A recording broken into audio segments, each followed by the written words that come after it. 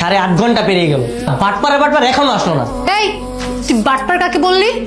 শোন, একটু পরে রবিনের সাথে আমার বিয়ে হলো না, ও তোর দুলাভাই হবে, মনে রাখিস। ভিতরে মনে হয় কেউ আছে। পুলিশ আসছে, পুলিশ। পুলিশ? তুই পালা এখান থেকে তাড়াতাড়ি, অনেক গাধা হব, তুই খাটের নিচে লুকিয়ে থাক। আর শোন, এই একদম মরা মানুষের মতো থাকবি, আমি গিয়ে দরজা খুলছি। দরজা খুলতে দেরি করলেন কেন? আপনি কার সঙ্গে আসছেন? একা এসেছি পরনে বিয়ের শাড়ি কেন? স্যার, হানিমুনে আসছি। হানিমুনে আসছেন একা একা? আপনার কথায় তো আমি ভরসা পাইতেছি না। রুমটা ভালো করে তল্লাশি করো। স্যার, পাইছি স্যার। একদম কথা বলা যাবে না, নড়াচড়া করা যাবে না। নড়াচড়া করলে কিন্তু একদম গুলি করে দেবো। ঘটনা কি?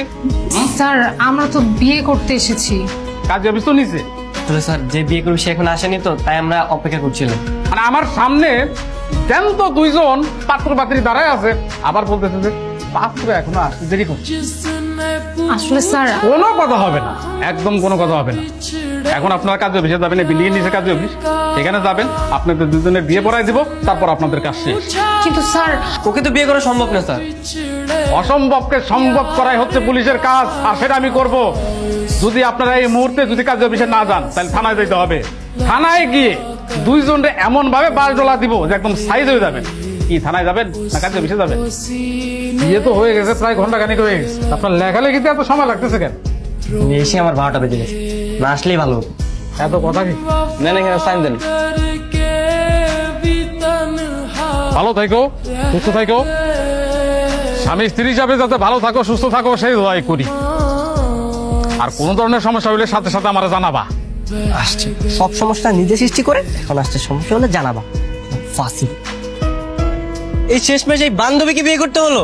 এই ন্যাকামি করিস না তো, কানের কাছে ঘ্যান ঘ্যান শুরু করে দিছে। আমি হচ্ছে রবিনের টেনশনে। আচ্ছা শান্ত, রবিনের কোনো বিপদ হয় নাই তো? বিপদ মানে মহা বিপদ হগর। আজকে যা কিছু হয়েছে এর জন্য আমি অভিশাপ দিব ওকে। শান্ত, তুই তো দেখি মহা খারাপ রে। আচ্ছা শোন, এসব কিছু বাদ দিয়ে চল তোর বাসায় যাই। আমার বাসায় মানে? আমার বাসায় তোর কি কাজ? আমার বাসায় তোর কোনো কাজ নেই। ও মা, বিয়ে করলি আমাকে, এখন বউ নিয়ে বাসায় যাবি না? বিয়ে করেছি মানে এটা কি কোনো বিয়ে? আর তোকে বিয়ে করছি তাই বলে কি আমার বাসায় নিয়ে যেতে হবে তোকে? দেখ ভাই, বিয়েটা কিন্তু আমি আমার নিজের ইচ্ছায় করিনি, তুই জোর করেছিস তাই আমি করেছি। দেখ, আজকের পরে এগুলো সব ভুলে যা, আর যত কাগজপত্র আছে সব আমি ছিঁড়ে ফেলবো। কিন্তু আমি বাসায় যাব কিভাবে? আমি তো বাসা থেকে আসার সময় একটা চিঠি লিখে এসেছি যে আমি আমার প্রেমিককে বিয়ে করতে যাচ্ছি, বাবা আমায় মাফ করে দিও। বাবা তো মনে হয় এতক্ষণে সেই চিঠি পড়েও ফেলেছে। সর্বনাশ, বাবা ফোন দিয়েছে। হ্যাঁ বাবা। ফিরে কই তুই? বাবা আমি তো জানি তো। তো বিয়ে কি হয়ে গেছে না এখনো বাকি আছে? হয়ে গেছে। যা হওয়ার হয়ে গেছে। জামাইকে নিয়ে বাসায়, আর মানুষের কাছে জানাজানি হবার আগে বাসায় ফিরে আয়। ওকে নিয়ে আসবো? তো তুই তো চিঠিতে লিখে গেছিস যে ওকে ছাড়া তুই বাঁচবি না, তা এখন তুই ওকে ছাড়া আসতে চাস? আচ্ছা বাবা, ঠিক আছে আমরা আসছি। তোকে নিয়ে যেতে বলেছে। আমাকে বাসায় নিয়ে যেতে বলছে মানে? আমি বাসায় যে কি করবো? তুই তোর বয়ফ্রেন্ডকে নিয়ে যা। বয়ফ্রেন্ড পাবো কই এখন? বিয়ে তো আমার তোর সাথে হয়েছে। আজব, বললে আমার যেতে হবে নাকি? আমি যেতে পারবো না। যেতে পারবি না মানে?